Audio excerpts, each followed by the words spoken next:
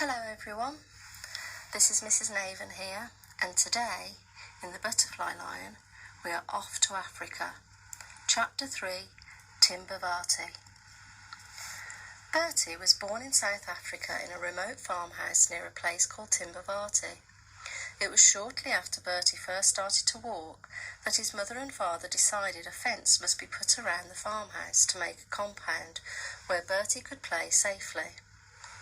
It wouldn't keep the snakes out, nothing could do that, but at least Bertie would be safe from now, from the leopards and lions and the spotted hyenas. Enclosed within the compound were the lawn, the gardens at the front of the house, and the stables and the barns at the back. All the room a child would ever need or want, you might think, but not Bertie. The farm stretched out as far as the eye could see, in all directions, 20,000 acres of field. Bertie's father farmed cattle, but times were hard. The rains had failed too often, and many of the rivers and the waterholes had all but dried up. With fewer wildebeests and impala to prey on, the lions and leopards would sneak up on the cattle whenever they could. So Bertie's father was more often than not away from home with his men, guarding the cattle. Every time he left, he'd say the same thing.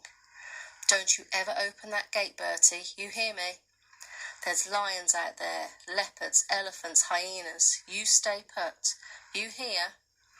Bertie would stand at the fence and watch him ride out, and he would be left behind with his mother, who was also his teacher. There were no schools for 100 miles, and his mother, too, was always warning him to stay inside the fence. "Look what happened to Peter and the wolf," she would say. His mother was often sick with malaria, and even when she wasn't sick, she would be listless and sad.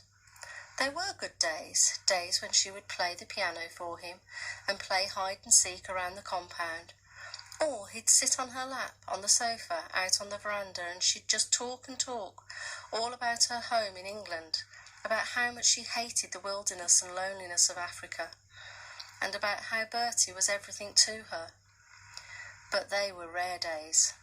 Every morning he'd climb into her bed and snuggle up to her, hoping against hope that today she'll be well and happy. But so often she wasn't, and Bertie would be left on his own again to his own devices. There was a waterhole down from the farmhouse and some distance away. That waterhole, when there was water in it, became Bertie's whole world. He would spend hours in the dusty compound, his hands gripping the fence, looking out at the wonders of the field, at the giraffes drinking spread-legged at the waterhole, at the browsing impala tails twitching alert, at the warthogs snorting and snuffling under the shade of the Shanghai trees, at the baboons, the zebras, the wildebeests, the elephants bathing in the mud. But the moment Bertie always longed for was when a pride of lions came padding out of the field. The impala were the first to spring away. Then the zebra would panic and gallop off. Within seconds, the lions would have the waterhole all to themselves, and they would crouch to drink.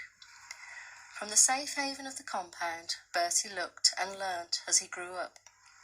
By now, he could climb the tree by the farmhouse and sit high in its branches. He could see better from up there. He would wait for his lions for hours on end. He got to know the life of the waterhole so well that he could feel the lions were out there even before he saw them. Bertie had no friends to play with, but he always said that he was never lonely as a child. At night he loved reading his books and losing himself in the stories, and by day his heart was out in the field with the animals. That was where he yearned to be. Whenever his mother was well enough, he would beg her to take him outside the compound, but her answer was always the same.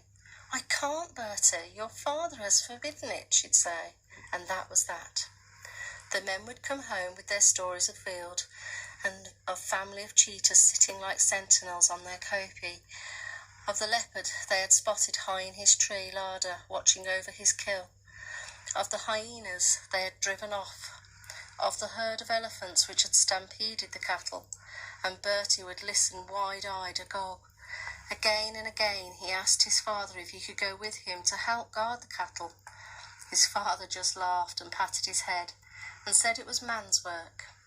He did teach Bertie how to ride and how to shoot too, but always within the confines of the compound. Week in, week out, Bertie had to stay behind his fence.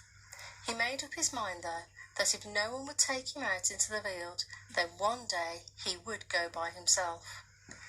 But something always held him back. Perhaps it was one of those tales he'd been told of the black mamba snakes, whose bite would kill you within 10 minutes, or of hyenas whose jaws would crunch you to bits, of vultures who would finish off anything that was left, so no one would ever even find the bits. For the time being, he stayed behind the fence, but the more he grew up, the more his compound became a prison to him. One evening, Bertie must have been about 6 years old by now. He was sitting high up in the branches of his tree, hoping against hope that the lions might come down for their sunset drink, as they often did.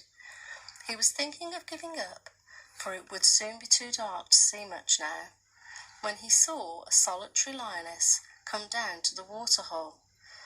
Then he saw that she was not alone.